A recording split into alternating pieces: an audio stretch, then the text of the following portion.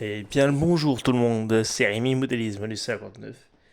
Aujourd'hui, on se retrouve sur la, peut-être pas la dernière partie du projet TT 8ème 4.2, mais sur quelque chose qui se termine en tout cas.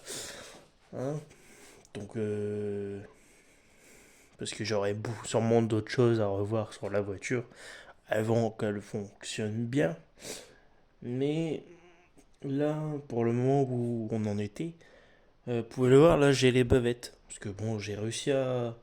Pas compliqué en fait, hein. Il fallait juste que je reperce un trou sur les bavettes pour les fixations de ce côté-là. Et après, j'avais juste à mettre une vis. La vis centrale, je ne peux pas la mettre. Bon, c'est pas grave, ça tiendra sur deux. J'ai changé le palonnier entre temps.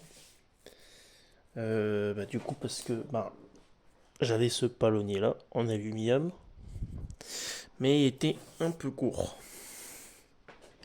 En fait, moi j'ai des palonniers, vu que j'avais pu avoir des pièces, quelques petites pièces S-Works, en fait, vous pouvez remarquer que le palonnier plastique, du coup, est plus long.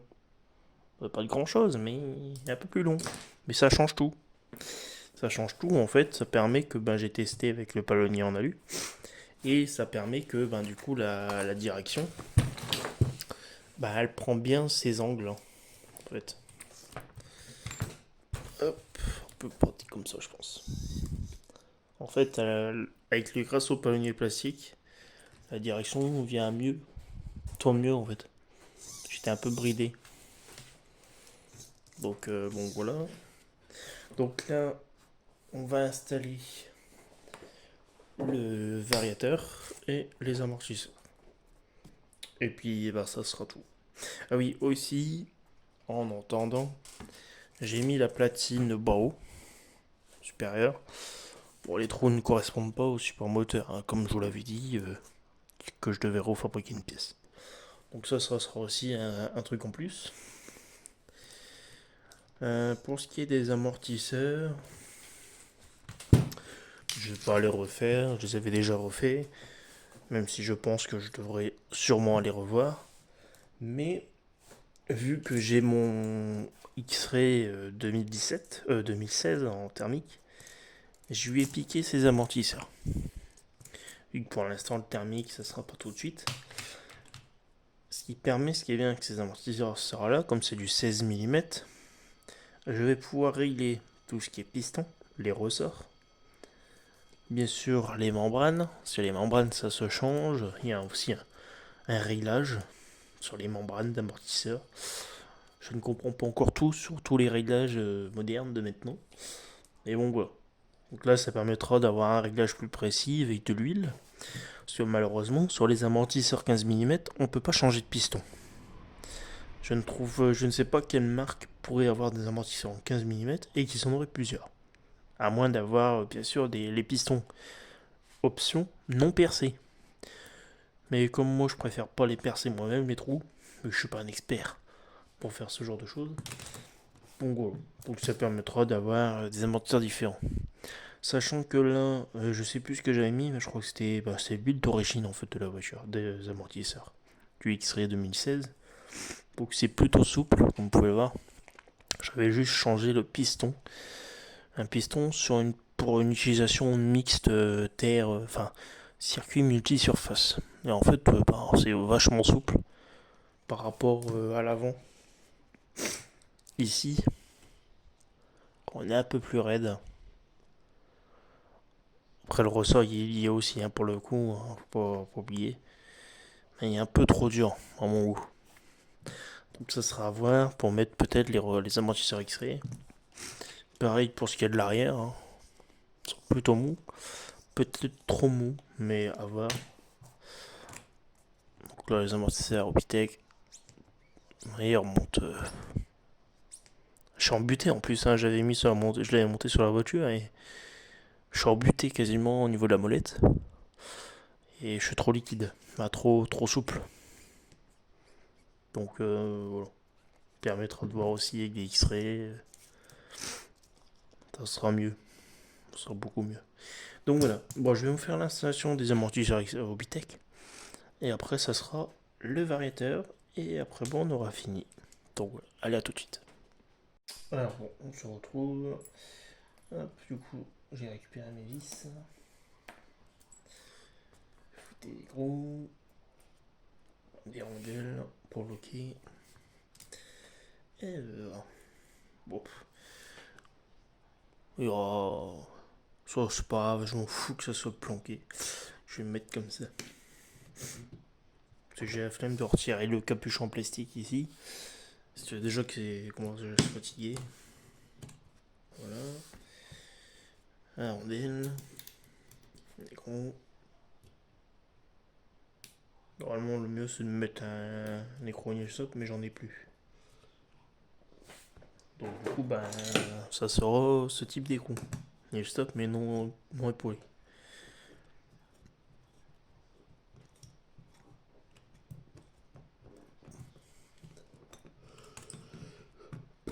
Hop, si on fait en sorte pour que l'amortisseur soit pas bridé.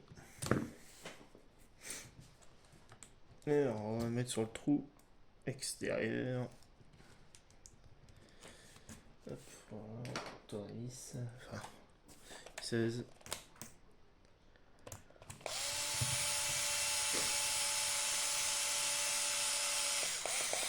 Voilà.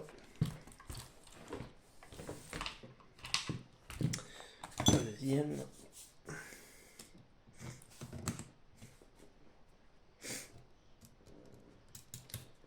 Hop. Alors, normalement, à l'heure d'aujourd'hui où je fais cette vidéo, je devais publier une vidéo. Mais malheureusement, je ne sais pas, il y a eu un problème. Donc j'espère que quand je vais devoir remettre la vidéo sur YouTube, j'aurai plus de problème. Je sais pas, est-ce que c'est à cause de mon logiciel de montage que j'utilise. C'est pas ce qu'il y a de mieux, mais bon. Il a bien fonctionné pendant longtemps. Je changerai sûrement par un autre que beaucoup de gens utilisent.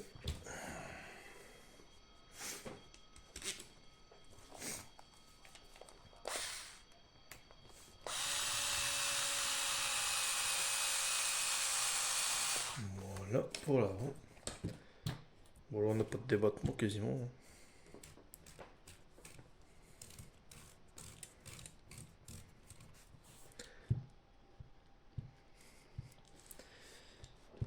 Hop, l'arrière.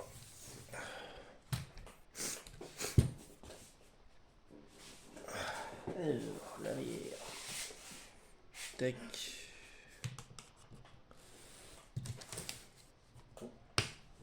Voilà. Une rondelle.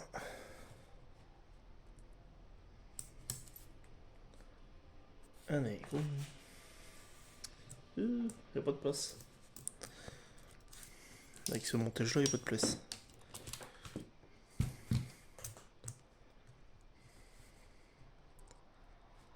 Ah.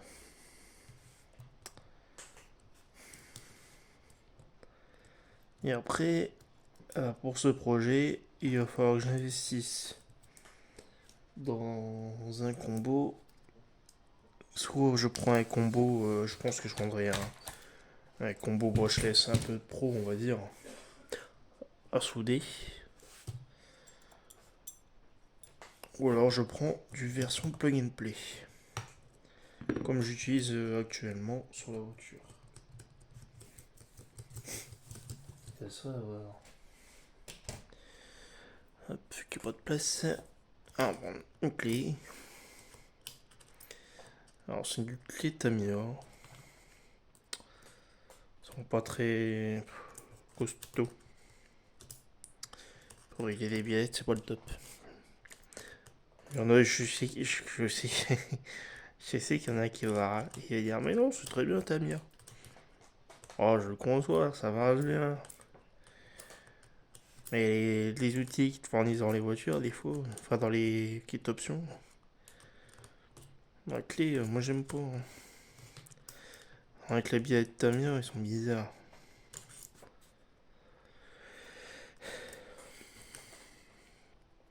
pourrais faire mieux.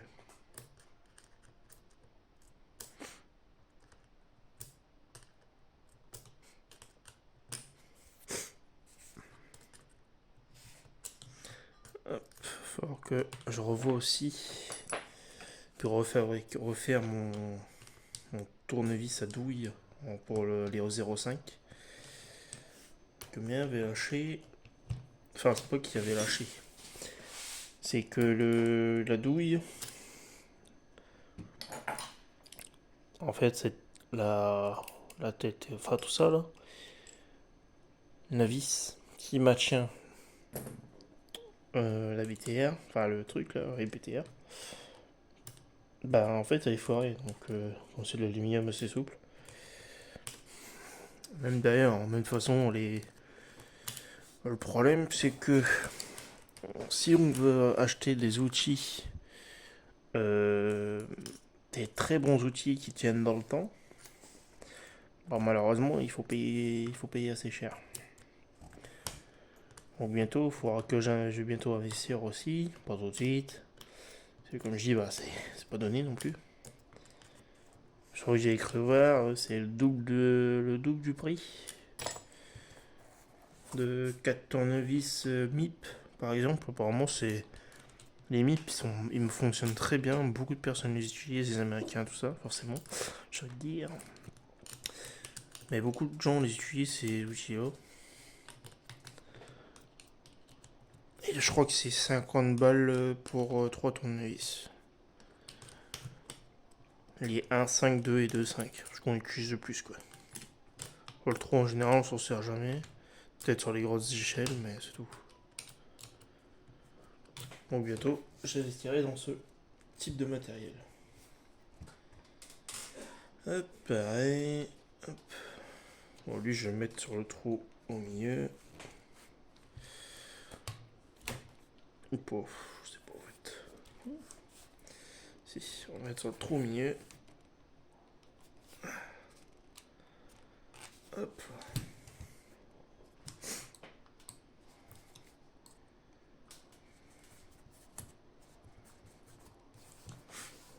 Ah oui, et j'ai fixé aussi du coup mon poids à l'arrière.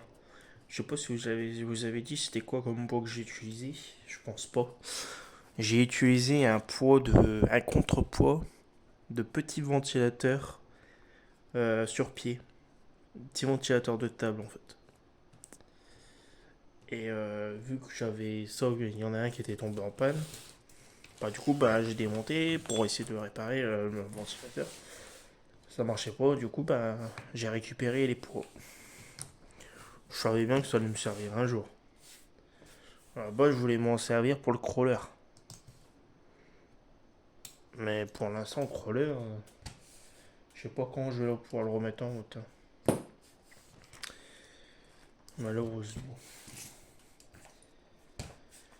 Bah alors. Ça, c'est fou, ça.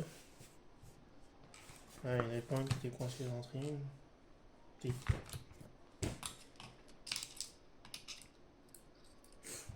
Voilà. Après, il faut falloir que je vois pour. Alors, il faudra que je vois quelque chose, mais je sais plus. Oui, la cale arrière. Il va falloir que je vois pour mettre des rondelles pour dire que la cellule, enfin la cale de triangle soit bien maintenue. Voilà. Hop. Un peu long, hein.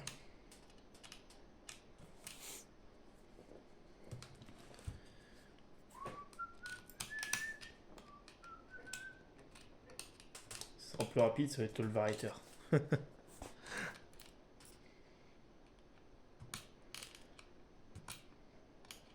Puis ce que je vais faire, c'est que je vais couper. On se retrouve après. Voilà. Les amortisseurs arrière, c'est fait. Vous pouvez voir la souplesse. Apparemment, il faut que ce soit assez souple. Bon, c'est sûr qu'avec le pot, ça n'arrange pas. Et le machin, il fait déjà 200 grammes, pour vous dire. Que j'avais regardé l'autre jour. Avec le poids, le moteur et tout ça, et les batteries, j'ai mis avec les roues, tout ça, sur une balance. Je mettais déjà 2 kilos. 2 kilos sur les roues arrière, vous imaginez vous. Tout de fou. Après, bon, j'ai pas les trucs de balance. Peut-être une chose à voir comme ça pour les équipes de masse. Mais ce sera plus tard, un jour. Un jour. Allez, maintenant je vais m'attaquer du coup à la dernière partie de cette vidéo, c'est l'assemblage du variateur. Donc en variateur, en entendant, je vais mettre un vieux B-Wing qui était d'ailleurs avec ce moteur là. C'est un WP SC8. Variateur à étanche, bec 6 volts, 2 à 4S. Franchement il marche bien. Bon, les câbles sont un peu fatigués, on peut l'avouer. Mais il fait encore le taf. Donc voilà. Allez, à tout de suite.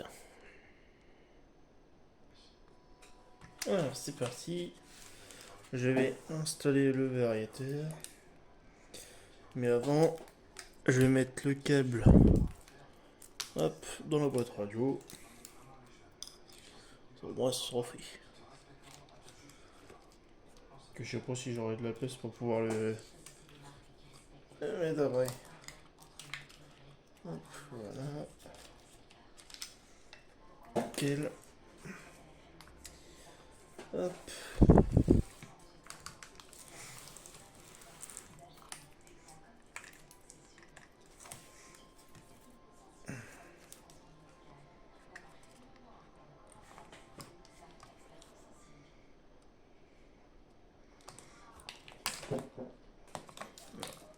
Ouais, mais ça bouge. Voilà, attends, il bouge. Bon, je referai un trou de façon de l'autre côté. Ce sera quand même encore plus flexible. Mais au moins, voilà. Pour ce qui est du variateur, c'est fait. L'interrupteur maintenant. Alors, l'interrupteur, on va le mettre.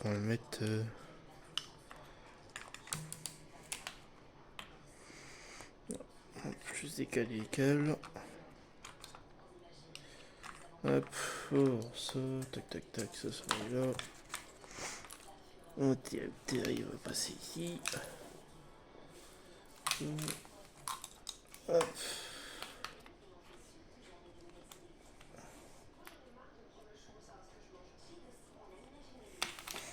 Alors, l'interrupteur, où je vais le mettre, je suis en train de regarder. Je vais sûrement le mettre du coup sur la bavette. De toute façon, après l'interrupteur il fonctionne plus de base, il est un peu fatigué déjà. Après, je vais le mettre là. Ça me laisse de la longueur pour pouvoir mettre le restant du câble dans la boîte radio. Ça sera le câble bon. Hop. Petit bout de face. Hop. Hop.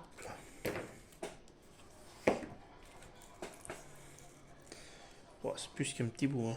Vache. Ah. Avec ses dents, il servira pour autre chose. Je me refasse un stock aussi de ça, moi. Double fesse. Hop. Voilà. Et... oh, l'autre là. Quel. Voilà. Hop, ça, comme je dis, on va essayer de placer dans le trou de la boîte radio. Voilà, ça doit rentrer. Si j'y arrive.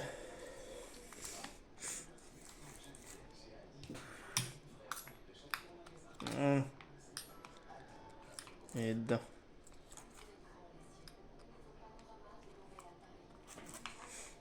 Ça au moins, on ne gêne pas. Voilà.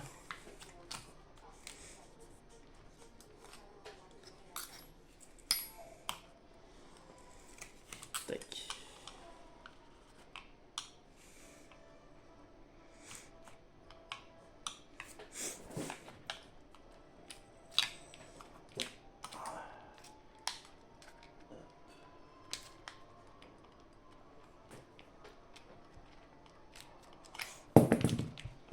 Après il faut que je fasse quelque chose dans la boîte radio pour qu'ils soient maintenus, mais...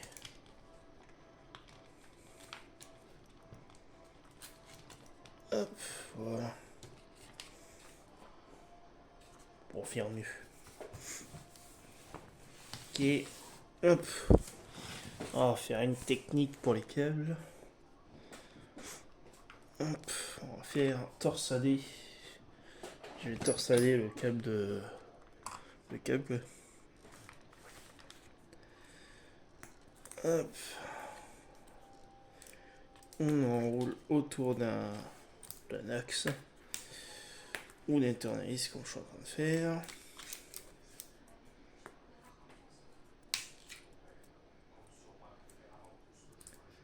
Ok. Voilà.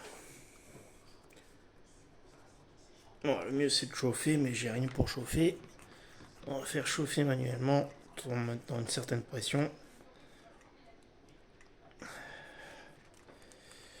Voilà. Allez, torsader. Hop. Ouh. Alors, je ne plus qu'à installer un récepteur, mais ça, on fera plus tard. Ensuite, bah, du coup, le dernier truc, c'est branchement. Branchement moteur variateur. Alors, l'avantage du fait que le moteur soit là et le variateur ici, on met le A avec le A, le B avec le B, donc le milieu avec le milieu du moteur, et le C avec le C. Alors, c'est deux phases, ici bleu et orange.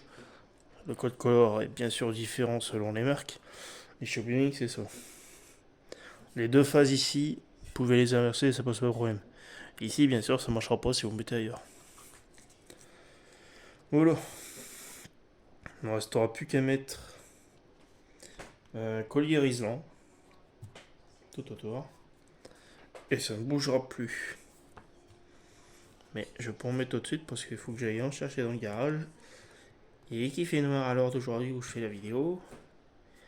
Ça va chaud pas. Hein? C'est froid. Donc voilà. On ça fera un truc dans le genre. Hein. Ça fera très propre. Le câble batterie, bon bah, pas de problème. Hop. Tac. Et ben voilà. On a terminé l'assemblage du projet TT1 8ème 4.2.